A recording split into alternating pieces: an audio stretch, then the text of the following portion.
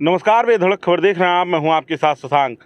मध्य प्रदेश, छत्तीसगढ़, राजस्थान के साथ साथ आज देश में 5 राज्यों के चुनाव परिणाम आ रहे हैं।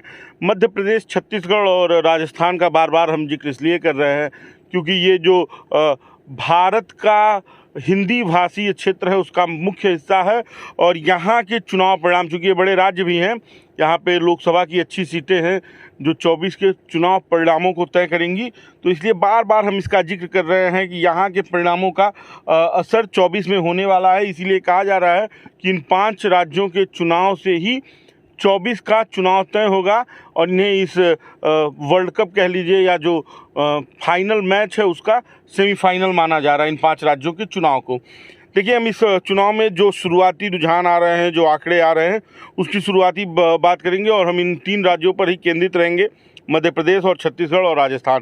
तो मध्य प्रदेश के जो चुनाव रुझान आ रहे हैं, 230 सीटों में 228 सीटों का परिणाम दिखाया जा रहा है। आज तक के माध्यम से हम ये बात कर रहे हैं और यहाँ पर बीजेपी को 126 सीटें और कांग्रेस को 102 सीटें मिलते हुए दिख रही है शुरुआती रुझानों में।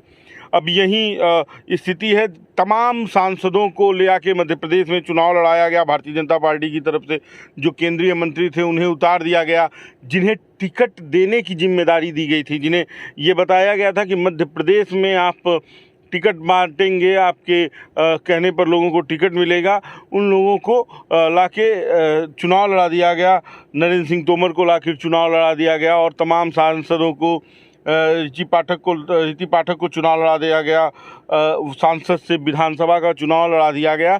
इसलिए मध्य प्रदेश में तमाम तरह के कन्फ्यूज़न हो रहे थे। लोग कह रहे थे कि भाजपा हारने के डर से यहाँ पर सांसदों को चुनाव लड़वा रही है। अब इसका भी कोई रिजल्ट नहीं निकलने वाला है। मुख्यमंत्री शिवराज सिंह चौहान इस बात को लेकर चिंतित थे कि क्या इस बार ये तय हो गया है कि उनकी सीट जाने वाली है। इस बार चूँकि 2018 का जो विधानसभा चुनाव था जिसे शिवराज सिंह चौहान के नेतृत्व में लड़ा गया और भारतीय जनता पार्टी हार गई, कांग्रेस कमलनाथ के नेतृत्व में चुनाव जीती और उन्होंने सरकार भी बनाई। उसके बाद से सिंधिया ने कांग्रेस में सेंधमारी की, भाजपा की तरफ तमाम विधायकों को लेकर गए। उपचुनाव में बहुमत का आंकड़ा भाजपा को मिला और उसके बाद से वहाँ पे वो जीते और सरकार चलाते रहे। ये मध्य प्रदेश का आंकड़ा था। मध्य प्रदेश के चुनाव में ये माना जा रहा था कि इस बार कांग्रेस तेज़ी से उभरेगी, कांग्रेस ये बताएगी कि हम वापसी कर रहे हैं। लेकिन जो रुझान आ रहे हैं, जो चीज़ें दिख रही हैं, जिस तरह की चीज़ें हो रही हैं, वो ये बता रही हैं कि मध्य प्रदेश भी कांग्रेस के हाथ से गया है। तमाम जो राज्य हैं वो तो गए ही गए हैं, लेकिन मध्य प्रदेश इस बार फिर उसके कांग्रेस के हाथ से चला गया है।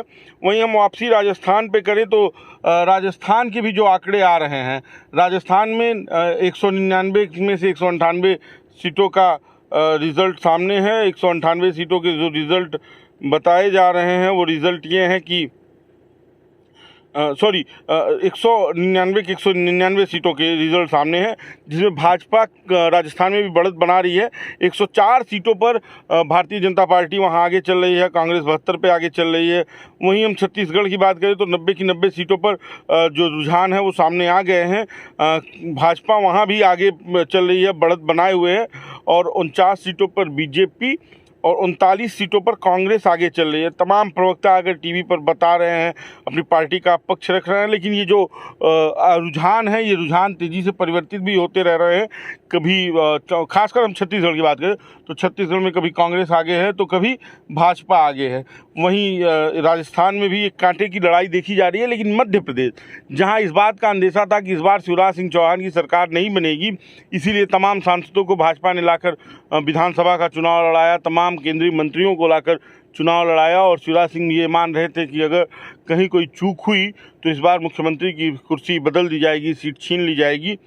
क्योंकि 2018 में जब शिवराज सिंह के नेतृत्व में भारतीय जनता पार्टी चुनाव हारी थी, उसके बावजूद भी जब तोड़फोड़ की राजनीति से भाजपा ने सरकार बनाया, मध्य प्रदेश में सिंधिया को अपने पाले में करके सरकार बनाया, तो मुख्यमंत्री शिवराज सिंह चौहान ही रहे।